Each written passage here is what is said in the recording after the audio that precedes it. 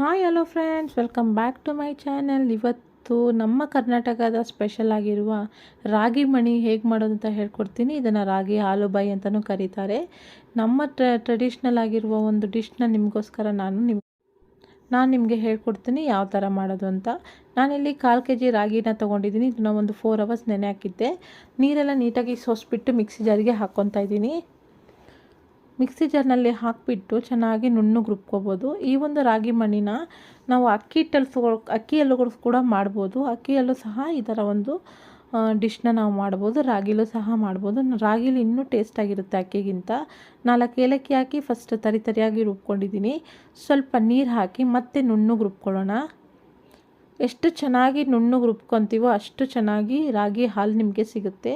ಒಂದು ಬಿಳಿ ಬಟ್ಟೆ ಅಥವಾ ಈ ಥರ ಒಂದು ಬಟ್ಟೆಯಲ್ಲಿ ನೀಟಾಗಿ ಸೋಸ್ಕೊಳ್ಳೋಣ. ನೀಟಾಗಿ ಸೋಸ್ಕೊಂಡ್ಬಿಟ್ಟು ಚೆನ್ನಾಗಿ ಹಾಲು ಸಿಗುತ್ತೆ ನಿಮಗೆ. ನೋಡಿ, ಇವಾಗ ಸೋಸ್ಕೊತಾ ಇದ್ದೀನಿ. 1 ಸತಿ ಅಲ್ಲ 2 ಸತಿ ಅಲ್ಲ 4 ಸತಿ ಇದನ್ನು ನಾವು ಮತ್ತೆ ರುಬ್ಬಿಟ್ಟು ಹಾಲು ತೆಗಿಬೋದು.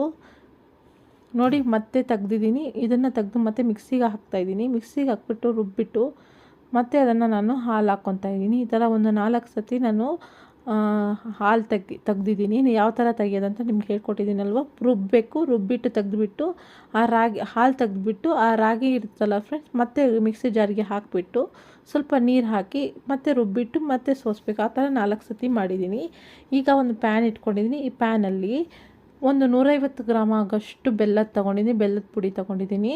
ಈ ಬೆಲ್ಲದ ಪುಡಿಲಿ ಸ್ವಲ್ಪ ಒಂದು ಅರ್ಧ ಲೋಟ ನೀರು ಹಾಕಿಬಿಟ್ಟು ಆ ಬೆಲ್ಲ ಕರಗೋ ತನಕ ಮಿಕ್ಸ್ ಮಾಡಿಬಿಟ್ಟು ಸೋಸ್ಕೊಬೇಕು. ಯಾಕೆ ಈ ಥರ ಮಾಡ್ತಾಯಿದ್ದೀನಿ ಅಂದರೆ, ಈ ಬೆಲ್ಲದಲ್ಲಿ ಕಲ್ಲು ಕಸ ಕಡ್ಡಿ ಏನಾದರೂ ಇದ್ದರೆ ನೀಟಾಗಿ ಬಂದುಬಿಡುತ್ತೆ. ನಿಮಗೆ ಗೊತ್ತಲ್ಲ ಫ್ರೆಂಡ್ಸ್, ಬೆಲ್ಲದಲ್ಲಿ ಕಲ್ಲು ಕಡ್ಡಿ ಎಲ್ಲ ಇರುತ್ತೆ. ಅದಕ್ಕೋಸ್ಕರ ಒಂದು ಸತಿ ಈ ಥರ ಮಾಡಿಬಿಟ್ಟು ಸೋಸ್ಕೊಳ್ಳೋದು ತುಂಬ ಒಳ್ಳೆಯದು. ಈ ಥರ ಒಂದು ಸ್ಟ್ರೈನರಲ್ಲಿ ನೀಟಾಗಿ ಸೋಸ್ಕೊತಾ ಇದ್ದೀನಿ. ನೋಡಿ, ಕಲ್ಲು ಕಸ ಕಡ್ಡಿ ಏನಾದರೂ ಇದ್ದರೆ ನೀಟಾಗಿ ಬಂದುಬಿಡುತ್ತೆ.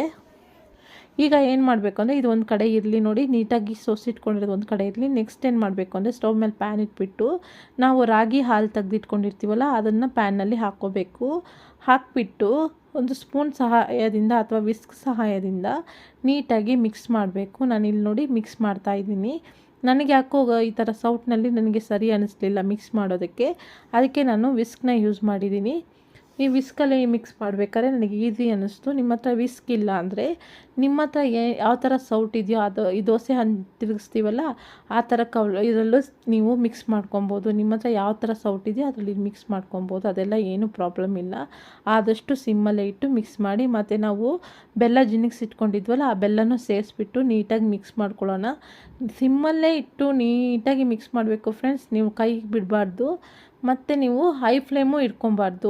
ಲೋ ಫ್ಲೇಮಲ್ಲೇ ಸಿಮ್ಮಲ್ಲೇ ಇಟ್ಟು ಮಿಕ್ಸ್ ಮಾಡ್ತಾನೇ ಇರಬೇಕು. ಮಿಕ್ಸ್ ಮಾಡ್ತಾ ಈ ಬೆಲ್ಲ ಮತ್ತು ರಾಗಿ ಹಾಲು ಎಲ್ಲ ಮಿಕ್ಸ್ ಆಗಿ ಗಟ್ಟಿ ಆಗ್ತಾ ಬರುತ್ತೆ ಫ್ರೆಂಡ್ಸ್. ಅಲ್ಲಿ ತನಕ ಮಿಕ್ಸ್ ಮಾಡೋಣ. ನೋಡಿ, ನಾನಿಲ್ಲಿ ಚೆನ್ನಾಗಿ ಮಿಕ್ಸ್ ಮಾಡ್ತಾಯಿದ್ದೀನಿ. ರಾಗಿ ಹಾಲು ಬೆಲ್ಲ ಎಲ್ಲ ಕೂಡಿ ಬರ್ತಾಯಿದೆ. ಈ ಸಮಯದಲ್ಲಿ 1 ರಿಂದ 1.5 ಟೇಬಲ್ ಸ್ಪೂನ್ ಆದಷ್ಟು ತುಪ್ಪನ ಸ್ವಲ್ಪನೇ ಹಾಕಿ ಮಿಕ್ಸ್ ಮಾಡ್ಕೊಳ್ಳಿ. ಒಂದೇ ಸಲ ಹಾಕ್ಕೋಬೇಡಿ. ನಾನು ಅಷ್ಟೇ ಸ್ವಲ್ಪನೇ ತುಪ್ಪ ಹಾಕಿ ಮಿಕ್ಸ್ ಮಾಡ್ಕೊತಾನೇ ಇದ್ದೆ. ನೀಟಾಗಿ ಮಿಕ್ಸ್ ಮಾಡ್ತಾ ಇರಬೇಕು ಫ್ರೆಂಡ್ಸ್. ಒಂದು 5 ನಿಮಿಷದಲ್ಲೇ ಆಗಿಬಿಡುತ್ತೆ. ನೀವು ಈ ಥರ ಮಿಕ್ಸ್ ಮಾಡೋದನ್ನ ನಿಲ್ಲಿಸ್ಬಿಟ್ರೆ ಗಂಟು ಹಿಡಿದ್ಬಿಡುತ್ತೆ. ಅದಕ್ಕೋಸ್ಕರ ಮಿಕ್ಸ್ ಮಾಡ್ತಾನೆ ಇರಬೇಕು. ಒಂದು 3 ರಿಂದ 4 ನಿಮಿಷದಲ್ಲೇ ಸರಿಯಾಗಿಬಿಡುತ್ತೆ. ನೋಡಿ, ಈಗ ನಾನು ವಿಸ್ಕ್ನ ತೆಗೆದುಬಿಟ್ಟೆ. ಇವಾಗ ಮತ್ತೆ ನಾನು ಸೌಟಲ್ಲಿ ಮಿಕ್ಸ್ ಮಾಡ್ಕೊತಾ ಇದ್ದೀನಿ. ಯಾಕಂದರೆ ಇವಾಗ ಗಂಟೇನೂ ಬೀಳಲ್ಲ. ಫೈನಲ್ ಸ್ಟೇಜ್ನಲ್ಲಿ ನಾವು ಸೌಟಲ್ಲಿ ಮಿಕ್ಸ್ ಮಾಡಿದ್ರೂ ಗಂಟೇನೂ ಬೀಳಲ್ಲ. ನೋಡಿ ಫ್ರೆಂಡ್ಸ್, ಇವಾಗ ಈ ಥರ ಎತ್ತಿ ಈ ಥರ ನಾವು ಹಾಕಬೇಕಾದ್ರೆ ಈ ಥರ ಪದರ ಈ ಥರ ಲೇಯರಾಗಿ ಬರಬೇಕು.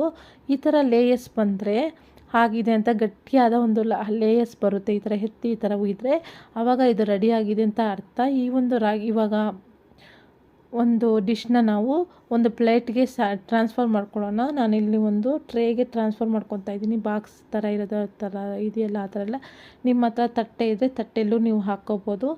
ಇದಕ್ಕೆ ಮುಂಚೆ ನೀವು ತುಪ್ಪ ಸವರ್ಕೊಬೇಕು ಹಾಕೋಕ್ಕಿಂತ ಮುಂಚೆ. ಯಾಕಂದರೆ ರಾಗಿ ಮಣಿ ಸಖತ್ತು ಸಾಫ್ಟಾಗಿರುತ್ತೆ ಫ್ರೆಂಡ್ಸ್. ಅದಕ್ಕೋಸ್ಕರ ಈ ಥರ ನಾವು ಹಾಕಿಬಿಟ್ಟು ರೂಮ್ ಟೆಂಪ್ರೇಚರ್ ಫುಲ್ ತಣ್ಣಗಾಗೋ ತನಕ ಒಂದು 1 hour ವೆಯ್ಟ್ ಮಾಡಬೇಕು.